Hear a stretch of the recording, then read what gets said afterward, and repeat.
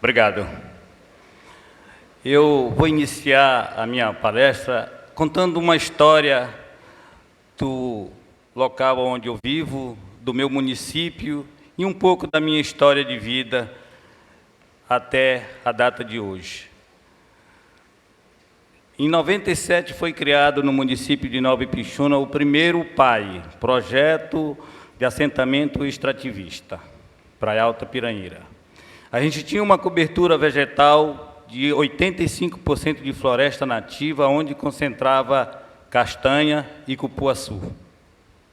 Hoje, com a chegada das madeireiras, das gozeiras que chegaram para Marabá, hoje resta pouco mais de 20% dessa cobertura já fragmentada em muitos lugares.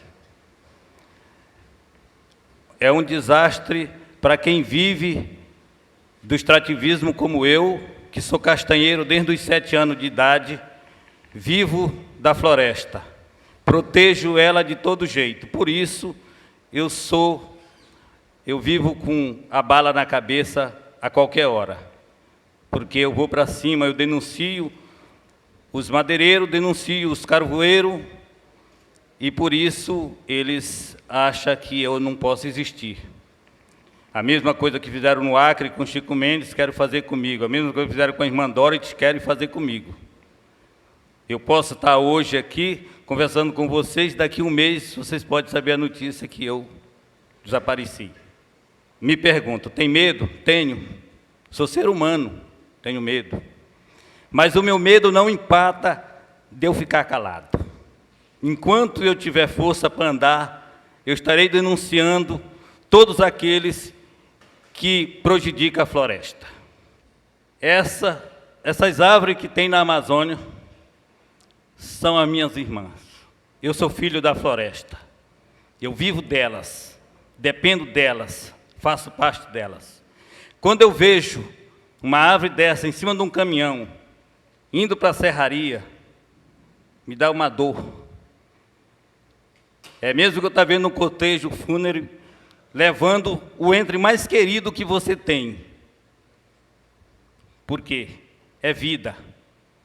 É vida para mim que vivo na floresta, é vida para todos vocês que vivem nos centros urbanos, porque ela está lá purificando o ar, ela está lá dando o retorno para nós. E eu desmando, por causa de um conjunto de gente que só pensa no capital, pensa só neles, não pensa nas futuras gerações, não pensa em nada. Estão fazendo o que estão fazendo no nosso município. É uma vergonha, porque não se acha uma ação corajosa para resolver esse problema. Esse é um entrave. O meu objetivo, como eu vivo da floresta, como eu sobrevivo dela, essa castanheira, como eu sou castanheiro, desde pequeno, vendia in natura. Como o preço despencou e eu tenho que sobreviver, agora eu estou caçando meio, estou industrializando ela no meu próprio lote. Eu faço óleo, um óleo de primeira qualidade, rico em selênio, bom para fazer todo tipo de comida, frituras e tudo, e se usa como óleo de oliva na salada. O resíduo, que chama bagaço, se faz sorvete, biscoito, o que sua imaginação der para fazer para comer. Isso já está indo para o mercado aos poucos. Pessoal da universidade, pessoal da CPT, CNS, Belém, estão me comprando direto esse óleo, porque além de ser bom para comer, é ótimo remédio, como vocês sabem que o selênio combate câncer, né? Agregando valor à floresta, a floresta ela tem que ser preservada de qualquer maneira, porque tudo que existe na floresta é rendável e dá dinheiro. Eu sou artesão em cipó. Se o negócio está preto, eu vou lá, tiro o cipó e faço 10 cestas. Eu faço R$100. 10 cestas que eu faço num dia. Cestinha pequena, se é uma cesta maior, se faz R$20, uma pela outra, faz R$200. E ela está lá, continua me dando. No dia que eu quero, eu vou lá e panho. Agora o cara só acha que ela dá recurso se ser derribada, se ser queimada, se produzir carvão. Isso me deixa triste. Agora eu vou fazer um pedido para vocês, todos que estão aqui. Quando vocês forem comprar alguma coisa que seja derivado de madeira, que seja derivado da floresta, procure a origem. Só assim nós vamos começar a frear uma coisa que a gente não consegue lá no mato. Se você começar a dizer não para as madeiras duvidosas, que não tem procedência, que não tem origem, o mercado vai começar a enfraquecer e eles vão ver que não está dando mais resultado. Ou ele se enquadra dentro da lei, ou fecha as portas. Agora, enquanto existir quem compre madeira ilegal, quem compra coisas ilegais vindo da floresta, isso vai continuar. E quem vai ficar perdendo? Somos nós que vivemos na floresta e vocês que mais tarde não vão ter, porque ela vai acabar um dia. E se acabar, como é que nós vamos viver? Primeiro de tudo, acaba a água. Primeiro de tudo, não vai dar mais alimento, vai faltar chuva, como já foi falado aqui pelos outros palestrantes que me antecederam. São coisas para pensar, são coisas para a gente botar a cabeça no travesseiro e ficar pensando, é viável desmatar? Não, ela é viável em pé.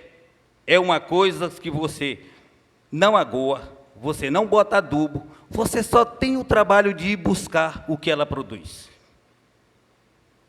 Lá na minha pequena propriedade eu produzo óleo de castanha, manteiga de cupuaçu, polpa de cupuaçu, faço artesanato em cipó e em madeira. Agora, eu aproveito as madeiras que a natureza derriba, que a natureza põe no chão para mim.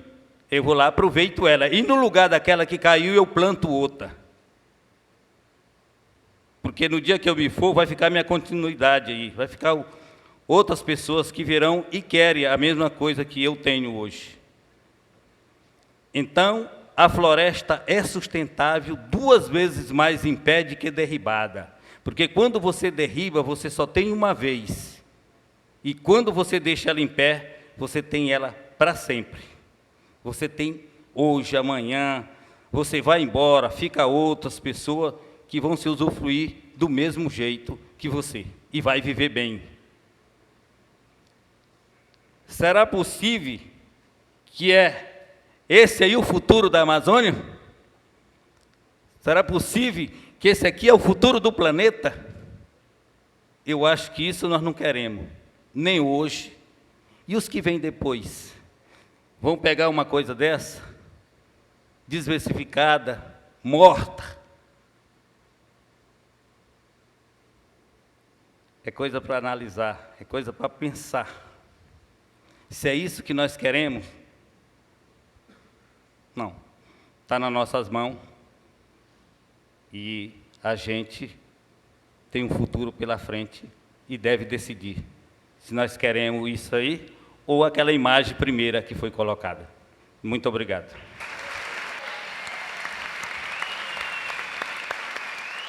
Obrigado.